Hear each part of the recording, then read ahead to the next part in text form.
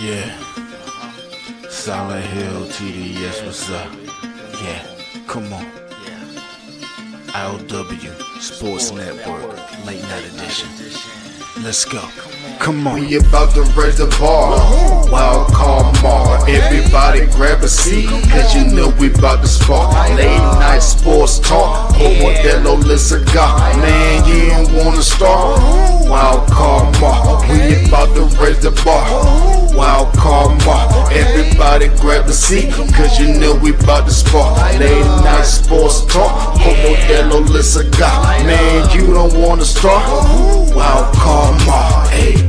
L Boogie with the hot flame, ashtray full of top names, little tree for your membrane. This the 9 hour time frame. I just snatched up a 6-pack, got my hands on a lid pack, whipping up a little batch of snacks. Yeah, man, I think I'm all set. Late night, can't sleep, go ahead and just tap in. Better grab you a cold one, and we about to get some laughs in. Wild card on the microphone, he'll hit you with a couple flurries. Y'all need to just strap in for some entertainment sports commentary. We about to raise the bar. Wild card bar. Everybody grab a seat, cause you know we about to spark. Late night sports talk. Modelo Le Cigar. Man, you don't wanna start. Wild card bar. We about to raise the bar. Wild card bar. Yes, sir. Yes, oh. Having a little technical issues right there. But hey, what it do, people? How we doing? Hope all is well.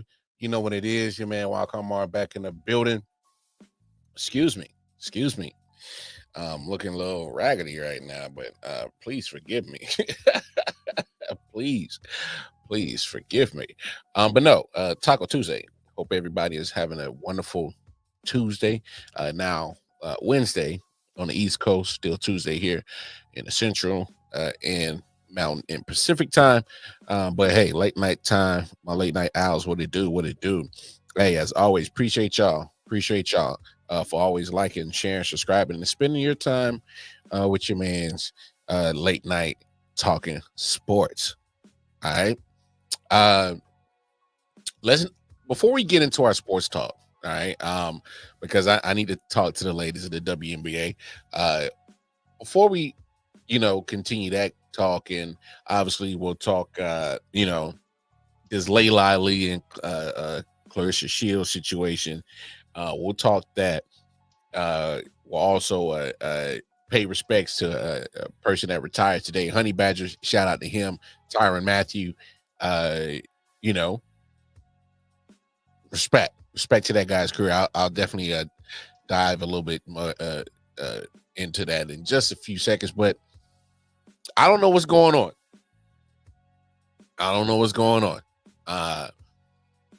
Hey, reach out to your peoples, y'all. Hug them, embrace them, love them if you can. Lost Ozzy Osbourne today. Musical legend, especially on the rock scene. But definitely a huge, cultural icon to the rock game, to the music game. Let's not act like Black Sabbath has been one of the most covered and sampled rock bands out there in all types of music. Yes, even there's been some rappers that have sampled some Black Sabbath. So let's not fake the funk. But with all that being said, I'm just saying, reach out to your peoples. Love on your peoples, man. Something's going on. Something's weird going on. I don't know. I'm feeling something. It's just something ain't right. Losing Ozzy Osbourne, Malcolm Jamal Warner. Condolences to his family as well. So when you start seeing the big names of the people who had a lot of influence on American culture, like a Malcolm Jamal Warner, I can't sleep on what he's brought to American culture, especially Black culture. I can't front on what Ozzy Osbourne has brought to American pop culture and rock culture. Can't front on that. All right. And his whole Osbourne family. So we can't sleep on that. So condolences to both families. Obviously, those are big names, and But you know, people live, man, and we are trying to navigate this whole thing called life. But hug your peoples, love on your peoples. It's crazy out here. All right.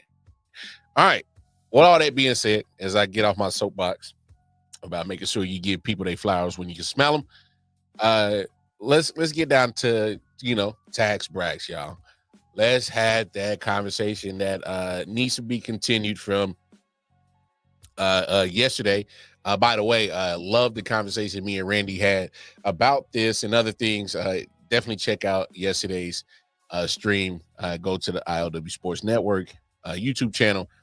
Like, share, subscribe again. Hit those bell notifications. It'll let you know when we drop content, but definitely check out yesterday's episode. But I definitely wanted to dive more deep into this because obviously there were some things that I said yesterday, but there's some things that I need to I need to holler at the ladies. All right. So for those that can't see that, that is my own personal Facebook page. All right. And like I was alluding to yesterday, I jumped out there and I owe the ladies of the WNBA a huge apology because I did something that I normally don't do. All right. And I'm comfortable and secure in myself to know that when I did something wrong, I'm big enough to come out and say, hey, that wasn't me.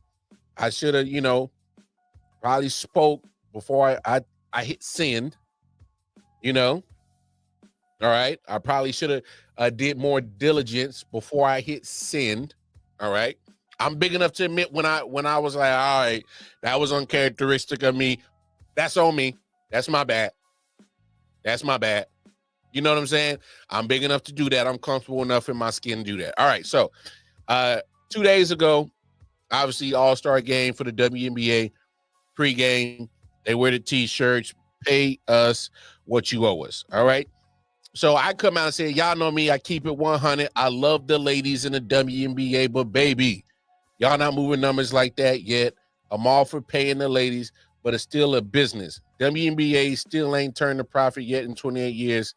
Let that sink in. All the money made since Clark joined the league was to pay off debt. Still ain't turned a profit. Take them shirts off respectfully. That's what I wrote on Sunday. Now, all right. And this is why I'm saying, hey, my apology to the WNBA ladies needs to be as loud as the disrespect.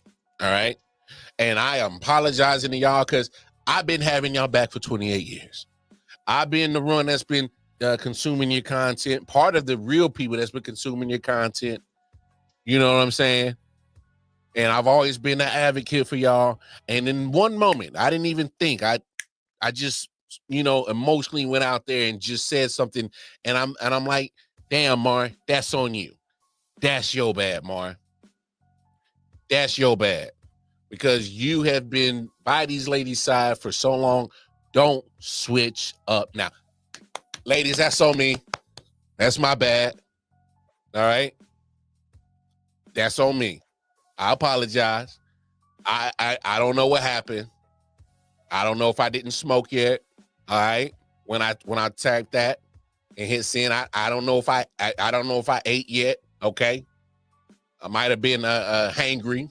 I don't know. I don't know what made me do that. I don't know what made me go outside my character. My typical thought process is to make sure you get as much information as you can and make sure you make a real conscious take before you even hit send or before you even say something.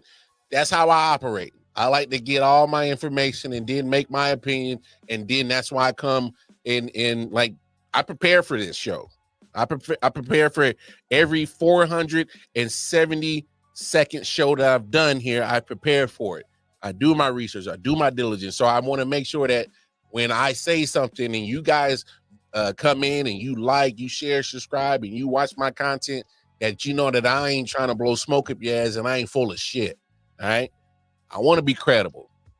I want to be somebody that comes to my content and say, hey, man, I know Mark gonna speak that real shit. All right. I take pride in that.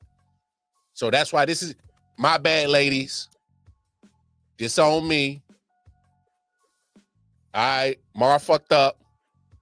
And I'm willing to say I fucked up, because we got to look at this thing as a grand scheme. And what me and Randy were talking about yesterday is the conversation of profit and revenue. All right. Profit is something that the owners need to worry about. Not saying that the ladies shouldn't, but that's an owner's problem.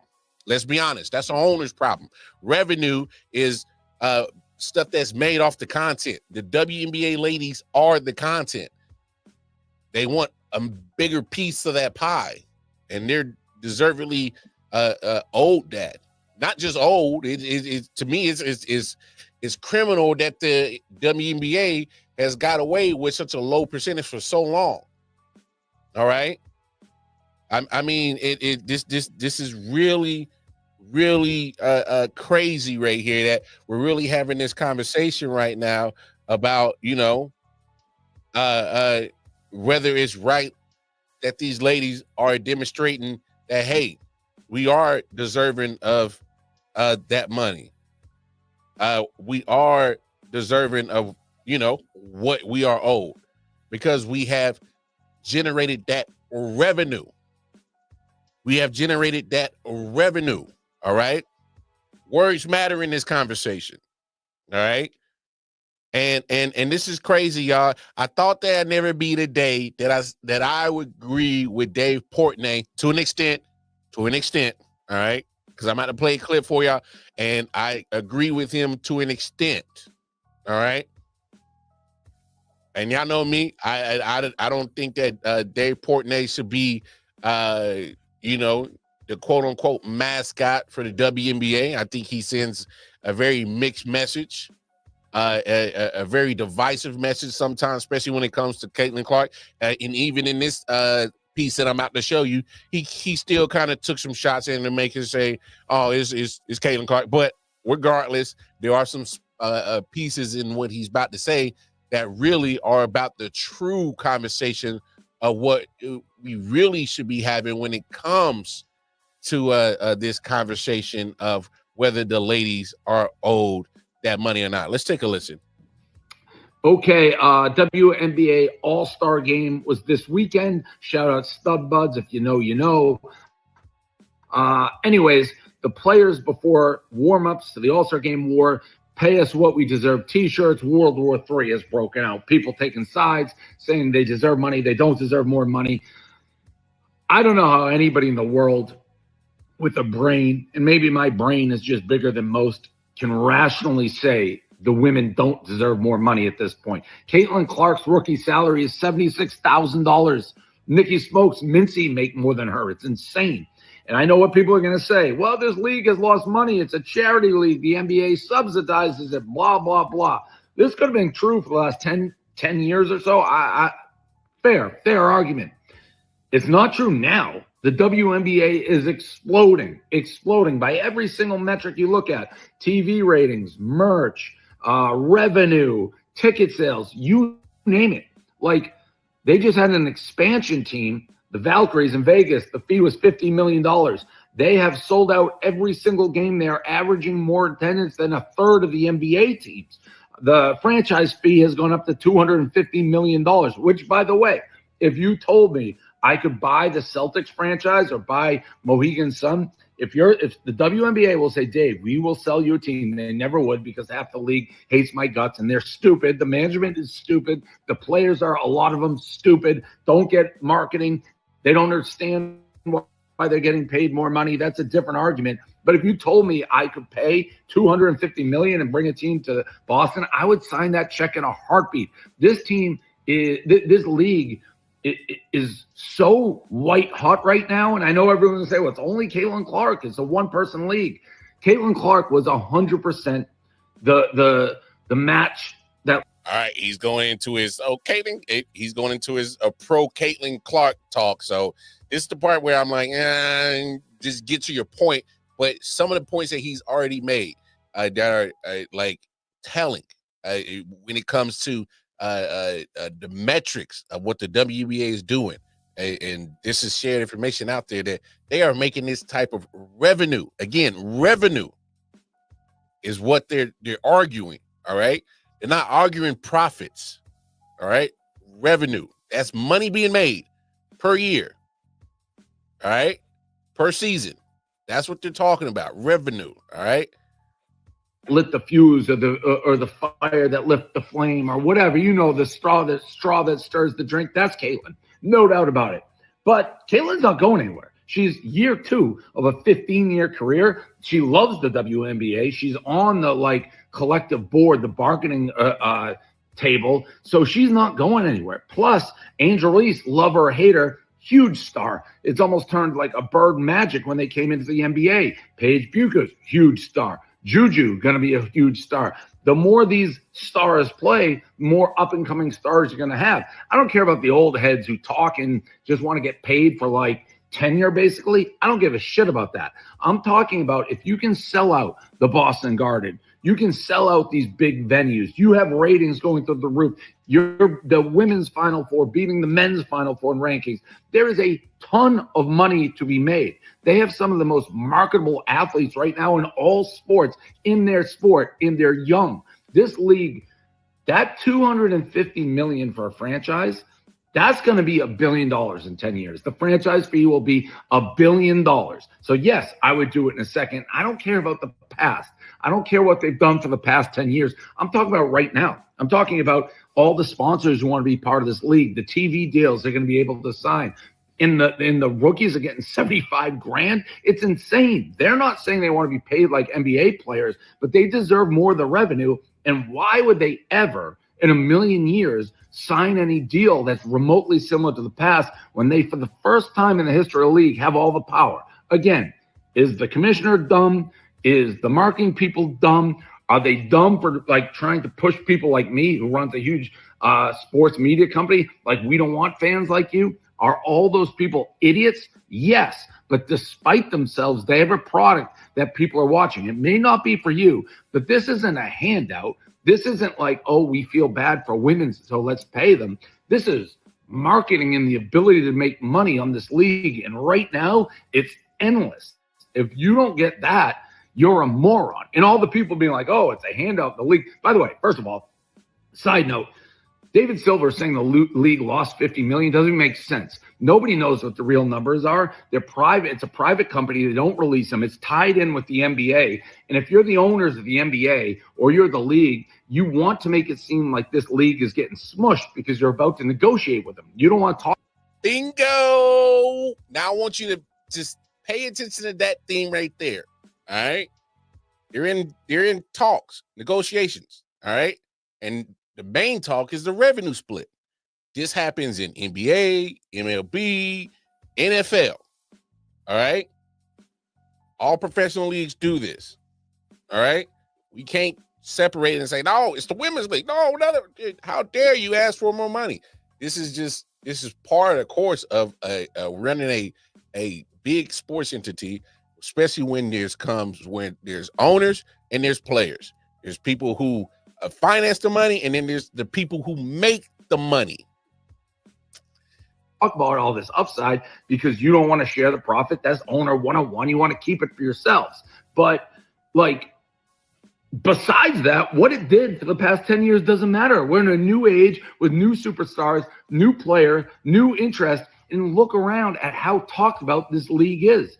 The money is going to be flowing, and the players deserve a part of it. Mincy should not be making more money. Nikki Smoke should not be. Okay, now he started going into all his Caitlin Clark, but he did have some very valid points in there. I mean, it's literally CBA talks 101. Devalue the product, say it's not making money, or the profit part to justify on you getting the bigger part of the revenue part. And again, 9%. All right. That's Dave Portnoy. Look, say what you want about the guy. I think sometimes he kind of talks out of his ass. He's very pro Caitlin Clark. And I've already had that, discussion. I'm not going to rehash that. My point is that for him to realize that this is the WNBA is starting to make so much revenue that profit loss, quote unquote, what's being lost is going to get made and then some. we got to look at this as a basic economics. All right. And I'll play some other clips that are going to follow this same thing. We're looking at Golden State Valkyries just got added to the league this year. Next year, you got Portland, 2028, Cleveland, 2029, Detroit, Philly, 2030. So people are investing upwards of $250 million per these franchises. All right. These franchises, majority are being valued at least $250 million and up. So you can't say that the money isn't there to justify the players, because the demand, this is supply and demand at this point. All right. Is the demand for more WNBA teams are there right now, because the proof is in the pudding. You can't have 5 more franchises opening up in the next 5 years, and you can't tell me that you're not making enough money, and you can't tell me that the revenue is not being made. The TV deal kicks in next year. That's $200 million per year. It's almost like $1 billion plus TV deal over so many years. But it kicks in next year, start getting $200 million per year. That's added to that revenue. Come on now. Like we gotta come on. We can't sit here and say, oh, these ladies don't deserve that. This conversation is starting to get crazy. All right. Shout out to my man Chris Leonhardt. Great dude. What he does is he finds the clip of the person talking about the subject that he's talking about, and he writes. So he does more writing pieces than actual takes like I would do, or showing his face and things like that. But he had this to say, and I thought it was very telling with his piece right here, man. This was dope right here. Do you even sports about this t-shirt? One of the words that people kept circling was the word "O." But let me tell you why the word "O" is appropriate. I want you guys to understand where the WNBA is right now, because a lot of people were pointing to the fact that there was a report, I think it was in the New York Post and the New York Times, where they said in 2024 that even with the arrival of Caitlin Clark in 2024, the league was still set to lose $40 to $50 million. We're going to get to that number in a second. I ain't the smartest person in the world. But if this is a bad investment, like y'all say it is, why do they keep attracting billionaires and investors? The reason why I find that $40 to $50 million loss statement so interesting, I need you all to put on your critical thinking caps as an example of why we need to have on our skepticism in this moment. Let me remind you of what has happened every single NBA lockout. All right, the NBA has been, I believe they've locked out 4 times in NBA history. 4 times, all right? Every single time it's a lockout. What do the owners claim? The owners claim they are losing money. I am old enough to remember in 1999, when there was a lockout and we had that 50-game season, the NBA owners claimed they lost over $1 billion. They were selling the narrative that the NBA is a bad business. Didn't we just see the Lakers just sell a piece, the Buss family just sell a piece of the Lakers for $10 billion? So if the NBA was losing as much money as the owners said in 1999, how did the Lakers just get sold for $10 billion? How did the Celtics go for $6 billion before the Lakers did? Let me give you another example of how the NBA, or I should say how owners in professional sports often use the media to create the narrative that the players are being ungrateful. Let us go back to 2011 when there was another NBA lockout. That wound up being a 66-game season. Adam Silver, who was the deputy commissioner of the NBA then, he said that the league was operating at a $300 million loss and 22 teams lost money. 22 teams. So, class, what have we learned from this? Is that when it comes to negotiations, when there's a collective bargaining, that a negotiation that's on the table, the owners will lie about the financials to get you to believe that they are losing money and that this is a bad business deal for them. And yet, if a team opens up tomorrow, they are literally tearing their ACLs to buy one. Mm-hmm. But it's supposed to be bad business. Hey, and to me, that's telling, because Dave Portnoy and Jamel here are definitely on total opposites of this whole WNBA talk, and for them to actually come up and say the same thing, to me, it is telling on what's really going on. This is something that's going on with NFL, NBA, Major League Baseball, and now it's just the WNBA's turn because they are white hot. They are something that people can invest on because the future is endless. As Dave Portnoy said, look, you can let's even talk about the players of right now. Aja Wilson, very marketable, has her own shoe. So does Angel Reese, has her own shoe now, marketable. Sabrina Ionescu, all right. Breanna Stewart, Paige Beckers, ballers. And I haven't even mentioned Caitlin Clark yet. You could throw Caitlin in there. Look at what's coming down the pike. Malaysia Fluwiley, coming. She's a baller. Juju, baller, coming. All right. So the league is going to be in good hands for the next 10 to 15 plus years because there is more talent. And what comes with it is more focus on the women's basketball. It started, look, you can say whenever it started, the Caitlin Angel in college, but whatever. The popularity has continued to still be there because there's more ballers playing in the women's basketball game. There's more ballers and there's more coming. All right. There's one thing I can agree with Dave. It may not be for you, but there's still a demand for the actual game of women's basketball. There's a demand for it. They're supplying it as the WNBA. So if they're the suppliers of it, they need to be compensated fairly. 9% ain't gonna cut it. That is to me, that is so criminal that they're getting with only 9% of that cut of their revenue. So 9% goes to the players. That's it. And the owners get 91%. That should be crazy. All right. One more clip I'm gonna play, and then we're gonna transition. But this one right here, you're gonna have to excuse the language, but my man Plies, he's very he's very passionate about this. He's one of the biggest supporters about the women's game. Listen to what he said. Pay the sports women in the WNBA. Pay these motherfucking women, man. I don't want to hear none of that shit about, the WNBA hadn't made any money. It loses money every year. The only reason it's still even afloat is because of the NBA, the subsidies. I don't want to have a motherfucking fish fry. Have a motherfucking fish fry then. That's what they should do at my motherfucking grandma's church. Have a motherfucking fish fry. Have a fish fries. I don't want to hear none of that. Pay these goddamn people, man. And half of y'all feel like women shouldn't even make no goddamn money unless they're in a motherfucking G-string. That's how the majority of y'all feel. Oh, all right. That's another thing that needs to get added to that conversation. What Plies just said right there. All right. And reason why I'm emphasizing that is because y'all have, watched the content. I've said numerous of times that life and sports are pretty much a parallel of each other, and both worlds collide each other. Pretty much what you see in society sometimes plays into the optics of sports. It happens all the time. All right. It's a mirror image of our society. So what Pi said right there is very telling. He said some of y'all only appreciate women to make money is when they're in a G-string. And that is so true.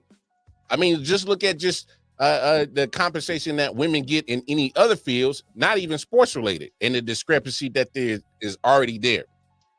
We got to really put into context, like, where we at, how women are treated in our society, and how it's really kind of affecting people's thought process on the WNBA women wanting their fair piece. All right. So if my research is correct, it wasn't until 1920 that they were allowing women to vote. Women, all right. And I just got to specify that because it went to about 1965 because of all the prejudice going on in America that they didn't start letting women of color vote in 1965. So if you do your math, it's only about 105 years. We're 105 years removed from not letting women vote, and we're only 65 years removed from only letting women of color vote. So put that into perspective and how it is reflecting on how people are thought processing psychologically on why they're not agreeing on why these women should get paid. Is because they're thinking, oh man, hey, you're not in a G-string. You're not shaking your ass. That's the only way you should be making your money. Some of these guys really think that, oh man, women, what are you doing? Complaining? What are you doing? Like, it's literally people really thinking like, oh man, it's so absurd for women to fight for their rights. Huh? Where we do that at? Just we not back in them old times. This is 2025, baby. It's called progression. You're supposed to not only progress in so many ways, but hopefully mentally. Some of these people mentally got to grow up and realize that this is crazy. This is crazy. I think that's another part of the factor that a lot of people are not putting into this conversation that, hey, maybe we should stop thinking so old and stop thinking that these women can't make money. This is crazy. The only way a woman should make some goddamn money in this country is if they got on a motherfucking G-string. These are high qualified women. Motherfucking knocker out there in Seattle. That's a motherfucking Stanford degree. That woman damn near Einstein who know how to play goddamn basketball. Her teammate, Skylar Diggins, that's a Notre Dame motherfucking degree. Some degrees, most. Whether you like it or not. Pay these goddamn people. I don't want to hear, listen, if Popeyes was telling me right now, they ain't making no money, and I'm looking over here to the right, and it's 3 more motherfucking Popeyes finna open. Just like it is in the WNBA in motherfucking Cleveland and Philly and Detroit. Ain't nobody signing up to lose no goddamn money. I don't care how much money you got. Facts. Them the stingiest motherfuckers is the ones with the money. Facts. So I don't care nothing about 15, 20 years ago, which I respect the players from 15, 20 years ago, who y'all wasn't paying because the revenue wasn't there. But it's just like in the NBA. 50%. The NBA players get 50%. They make 50% of the revenue generated goes to the players.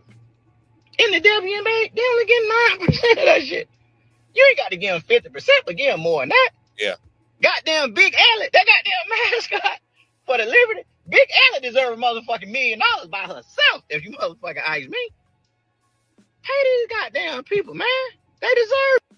Yeah, they deserve it. They do. They deserve it. I just think it's wild that this conversation has been so polarizing, and a lot of people aren't really looking at the, I guess, the meat and potatoes of the conversation. And sometimes just simplify it. Put yourself in their shoes. All right. And one thing I definitely want to emphasize on what all three Plies, Jamel Hill, and Dave Portnoy had said. Hey, look, we understand what the WNBA was back before this whole boom of women's sports was.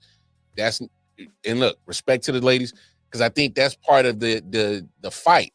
There has to be somebody that has to struggle and break and has to deal with the justly, so that down the line somebody can be one to prosper off the I guess the struggles of before. That happens in everything. All right, let's be honest. What they do, Bobby? Shout out, Bobby. What's up? Like for example, before the NFL got popping, some of those dudes were having second jobs. They were, working at factories and whatnot before they can even start getting major salaries in the NFL. There were years before the NFL started making big money, and you start seeing the salaries go up and up and up and up and up. I mean, it's just like that. Somebody has to suffer before somebody has to prosper. That's just the facts. I think that's in everything, in every factor of life. For somebody to succeed, somebody had to suffer before that person succeeded. There's just, to me, that's just a way of life. Is almost like a passage of life. In each field, somebody had to, take the bruises, the lumps, and the no's, and the denials, and the hate and the vitriol before somebody had succeed. Jackie Robinson took on a lot of hate and vitriol and a lot of pressure before there was other people of color that could play in Major League Baseball. There was somebody that had to break that barrier. But it's not going to be pretty. and it's not going to be always rewarding. All right, there's somebody that has to sacrifice for somebody to soar or just prosper in a way that those who sacrificed before thought that they would never see, or hoping that they can at least open those doors for somebody to walk through and say, hey man, because of so and so I'm able to do this and do that. That happens in every factor of life, and it's just at this point in time where the WNBA was literally founded on the backs of some great ballers like the Cynthia Coopers, the Lisa Leslie's, Rebecca Lobos, the Tina Thompsons, the Cheryl Swoops, the Swing Cash, the Dawn Staleys, that had to lay down the foundation for the WNBA. Now that they're at the point where the revenue is high because of an influx of popularity and demand for the sport, yeah, you're right. We can't operate at that 9% no more. That ain't gonna cut it. To me, this is just basic economics right here, and we got to take the psychologically part of it because they're women, and stop acting like we're back in 1920s and stop thinking that, hey man, they don't deserve it. No, they deserve it. Stop. All right. It would be crazy if we come to your job and we see what you've done in your production and say, hey man, he's underpaid, he deserves more revenue. Then we would have that same argument for you regardless, because right is right and wrong is wrong. What's right is that these women deserve more of that revenue. Again, it ain't got to be 50% like the NBA. It ain't got to be 48% like the NFL. You know what I'm saying? I'm not sure what the revenue split is for the Major League Baseball, but trust, they will strike. They will sit down if they don't get their revenue. All right. There's one thing that is always been 100 with the MLB and the NBA guys. They will sit down, and I do not blame the women if they decide right now to sit down, because I think they have so much of the leverage, especially with the expansion of 4 more teams coming within the next 4 years. One that happened this year. Come on now. Again, I'm not a conspiracy theorist. I'm a dot connector. And this one says, hey, money getting made here, TV deal, more franchises, jersey sales go up, attendance is up, viewership is up, demand is up. Look, the profit will go up at some point in time. It will. But the revenue keeps going up. And if you're the one that's making the content, that's the reason for the revenue go up, I need a bigger split of that. Just saying. That's just basic economics. And I'm again, that's on me, ladies. I apologize. Y'all deserve y'all money. Wear your t-shirts. Wear them loud, wear them proud. Go get your money. And by all means, if y'all got to sit down, trust me, they'll come to the table. Because one thing is, you do not want, and I've said this a million times, and I said this on this content before, and I need to go back and find those clips. You would hate for all of that content to go overseas, because they will snatch all those women up and play their league over there and find a way to make it prosper if you don't do it right over here. All right? It was already bad enough that even recently, even the Brittany Griner situation.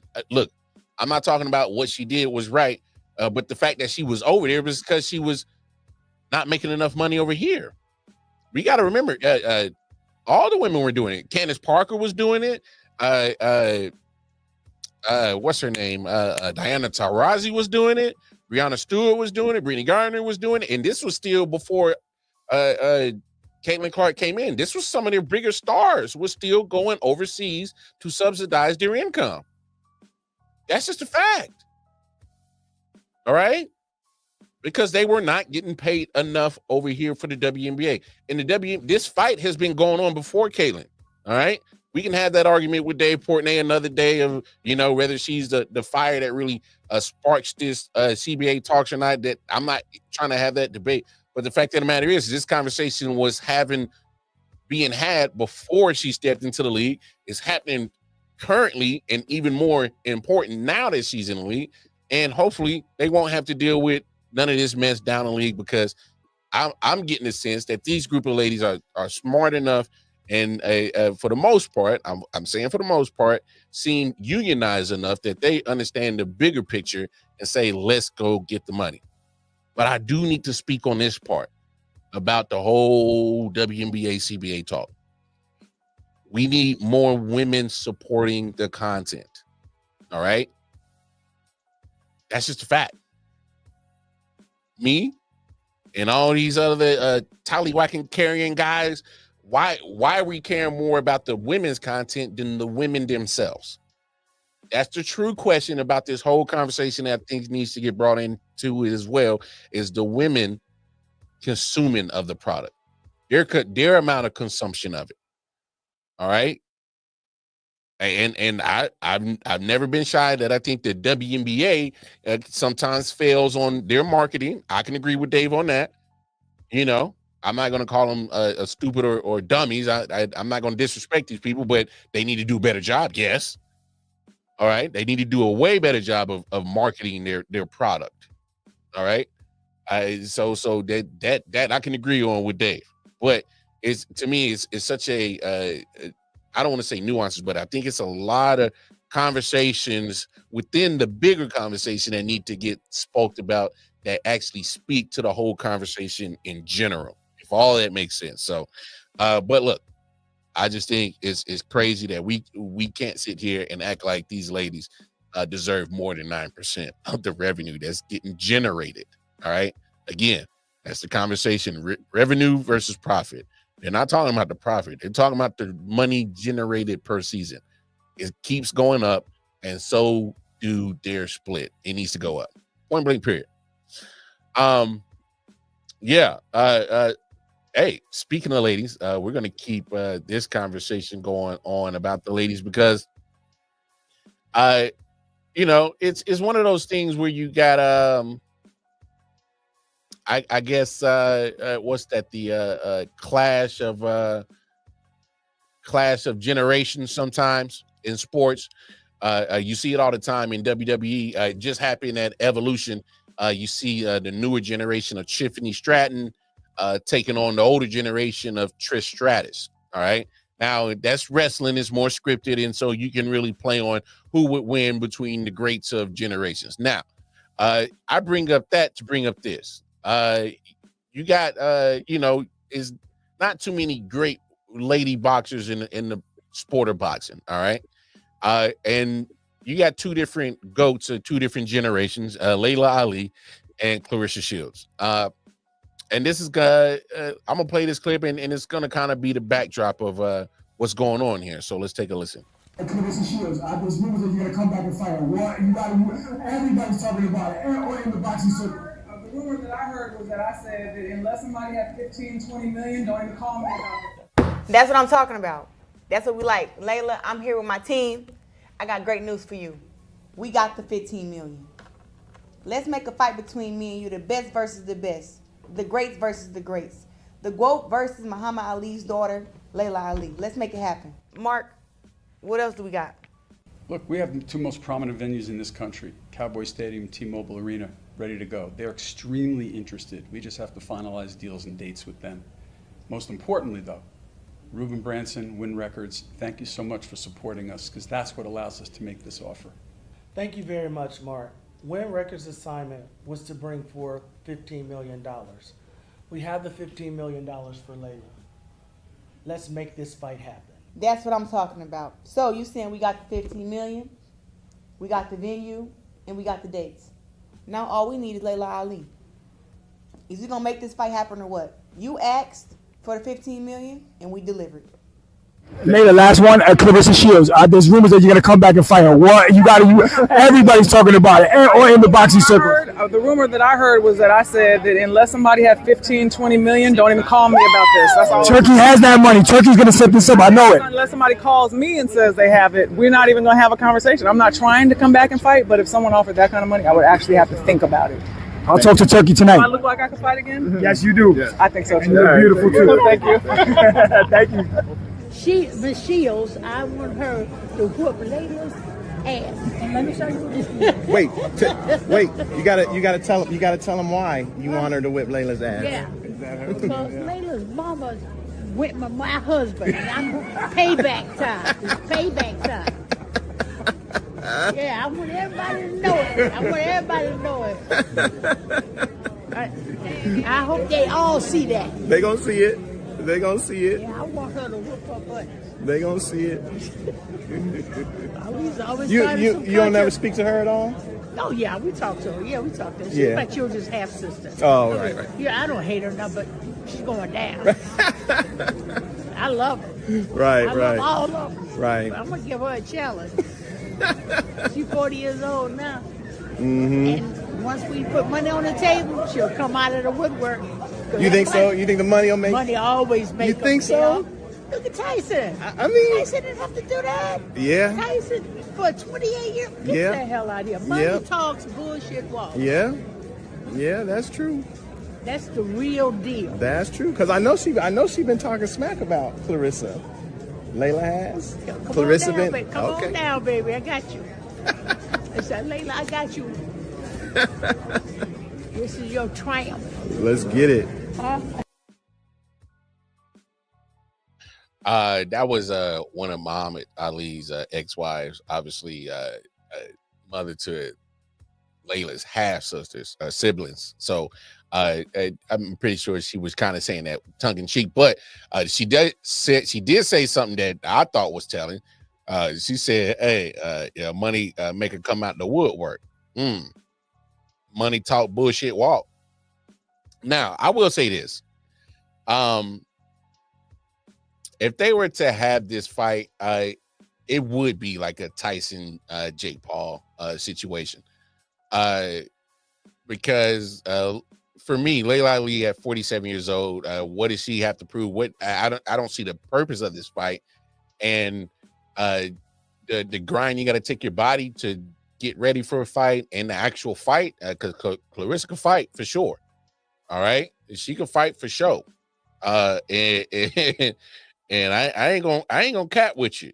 You know, I would be very curious on who would win this fight. I mean, it would be dope. Even Bud Crawford has spoke on it about it. You know, Layla and Clarissa. I thought it was very telling right here. Here's what Bud had to say. Clarissa Shields. I don't think there's really any question that she's the best women's boxer today. Of all time. All time. You putting over Laila Ali? All time, and I love Laila. Wolf? All time. Coal miner's daughter? All time. Really? There's no comparison. Damn. At all. All time. I love Laila too. Yeah. But ain't nobody coming close to Clarissa. Right. 2-time Olympic gold medal. Yes. 3-time undisputed. Yes. Well, how many weight classes she did? 6 different weight classes. Now I understand it ain't a lot of women boxing. Right. But she's the best of what's out there, what's ever been out there. That still don't take away the accolades right. she posed. So right. It's no comparison. That's what Bud Crawford say. So if this fight was to go happen, he got his money on Clarissa, and to be honest, I would have to favor Clarissa in that situation too. Just off the age factor, 30 to 47 is a huge gap difference. So it would be like almost a Tyson and Jake Paul situation where you see just a disparity in age. And if she's already guaranteed $15 million, take a couple of punches, make it look good, and then say, sit down. All right, that's enough. I mean, we can't act like that's a possibility neither. So I'm not sure if this fight ever comes about. I don't know if it does. But I do commend Clarissa for getting the squad together, getting venues set up, dates, tentative, and most importantly, that $15 million check for Laila. All right, securing that'll make some people think about it, because you saw what Laila said. She said, "Hey, unless you got 15-20 million, I don't want to come out and fight. But if somebody call me, I think about it. Wink, wink. All right. So, not saying that this fight won't happen because it possibly could. Just me personally, I'm looking at it as Laila just, hey, if she's doing her thing, she's fine. She's 47 years old. There ain't no reason for her to come out of retirement and fight. There ain't. But it'd be $15 million reasons why. 50 million reasons why. Just saying. Hey, you just got to make it look good. You ain't got to prove that you still like that. We know you still like that. Or your legacy has already been cemented, Laila, but 15 million always talk a little bit different, don't it? Sure, dude. I can go for 15 million right now. But hey, last and certainly not least, for those who are Chiefs fans, tune into a Arrowhead Chief podcast that I do with my man Chris Dow. We talked about this on our Tuesday episode, but I just wanted to go more in depth about Tyrann Mathieu. All right, calling it a career today, and I think that man, what a hell of a player. All right, and you look at reason why they call him honey badger, and for those who aren't sure, the actual animal, the honey badger, it may be small in stature, but damn it, they are ferocious in heart. They are fearless. I mean, these animals are in the wild and they will fight any and everybody and don't care. Size ain't a problem for them. They get after it. All right. They killed some of the most deadliest snakes on the planet Earth. All right. They will fight the lizards and all that shit. They are not scared, fearless, sometimes to their own detriment. And to pretty much, metaphorically, that's what Tyrann Mathieu was. He was a honey badger. Look at his stature. He wasn't the biggest guy on the football field, not at all. But the man played with full heart and very intelligent. And the knock on him, and it sucked because his draft stock got taken out because of some weed and some silly shit, some minor shit that most kids just being young and dumb got in trouble for, and it killed his stock. But goes to Arizona, was trying to find his foot and did okay. I had that 1 year in Houston, but he blossomed once he got to Kansas City. Blossomed. And when you even go back to his LSU days, that was always there. He was a lightning rod, a literally a spearhead of energy, and literally sometimes more than not was that emotional leader, whether it was on his college teams in LSU or even most importantly, here in Kansas City. And I can only definitely speak to the time he had here in Kansas City, just the impact he had. We got to realize, especially not only just Chiefs fans, but sports fans, when there's a certain individuals that change a culture, and he was part of that. All right. So this dynasty that you see with the Chiefs getting built, that had to had to be laid down by certain peoples like your Andy Reid, Patrick Mahomes, Alex Smith, and others. But it was more like those who finally reaped the rewards of, prior players and finally breaking through and changing the culture here in Kansas City. Tyrann Mathieu was part of that. Him, Frank Clark, and other individuals that were brought in. But Tyrann Mathieu was part of that, and his play backed it up. I mean, the guy was just phenomenal football player. Still was playing some good high quality football the last 2 years in New Orleans. He was able to go back to his home state, ball out for the Saints. Although although team wise wasn't a success there, but that wasn't for the lack of him trying to provide what he always does in every stop that he has, is just to be that ultimate team player, team leader, and lead by example, because his play led by example. So as Honey Badger calls it a career, and whatever you do in your next line of occupation, man, I already know you're going to kill it. You're going to do amazing.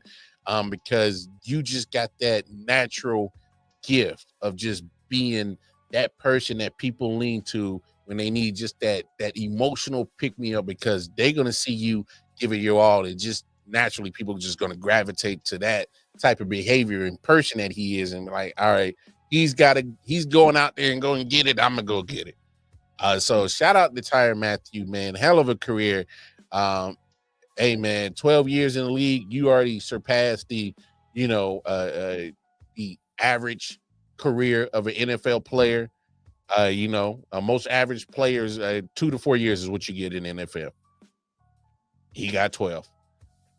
So from his standpoint, I think his NFL career is an absolute success. Obviously, they're going to have the conversation of Hall of Fame. Because of what the standards of what you're looking at, or what they're putting people in the Hall of Fame, does he fit that bill? That's up for y'all to debate. I think he's, he won't be a first ballot.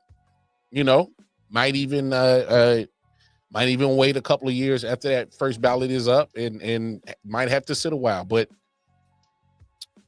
at this point, when you look at some of the people that they let in the Hall of Fame, I could see them letting Tyrann Mathieu in the Hall of Fame.